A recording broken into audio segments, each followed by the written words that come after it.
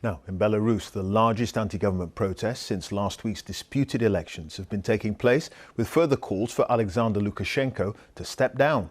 But he's vowing to stay in power, claiming Belarus is under threat from foreign forces.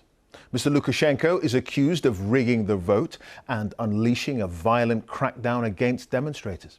It's thought as many as 100,000 people took to the streets in the centre of the capital Minsk, from where Jonah Fisher has sent us this report. A week after the disputed election, Belarus is voting with its feet. The centre of the capital, Minsk, taken over by hundreds of thousands of people. United in their demand that Alexander Lukashenko, the only president this country has ever known, leave office.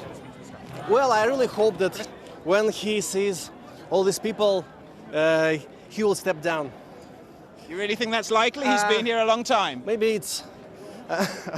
I hope so. Do you think that this sort of demonstration is going to convince the president to go? Yes, we believe. That's why we're all here, all Minsk, all our country.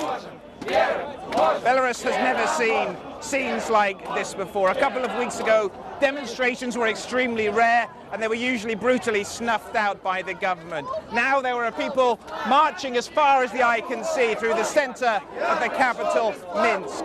There's a real sense of change in the air.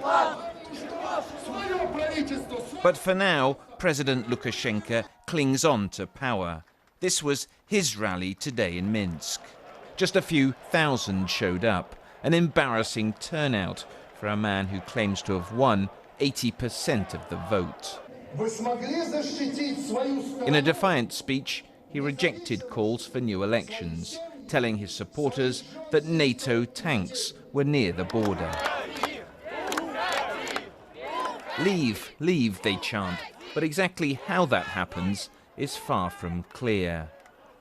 Do you think that the president is going to go peacefully? I'm not sure about it, but we will not go away. Today, tomorrow, next week, we will stay here on the streets. Yeah, and I would like to say that I was born in 1998, and I spent all my life with President Lukashenko, and I don't want it anymore. This was a day when Belarusians found their voice.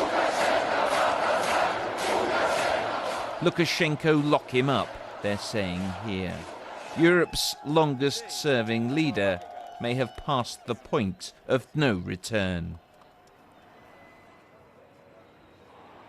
The numbers here on the streets of Minsk were huge and unprecedented, but it may turn out to be Moscow that has the critical voice in what happens next. We know that Russia has been following events here very closely. Many Russians see Belarus as effectively part of their backyard. Russia's President Vladimir Putin, we also know, is no fan of the sort of people's revolution that might well be unfolding here at the moment. Discussions have taken place in the last couple of days between Russia and President Lukashenko here in Belarus as to some sort of security assistance of some form. So in the back of people's minds here, as they continue their protests, as the strikes continue, is the possibility of some sort of Russian intervention.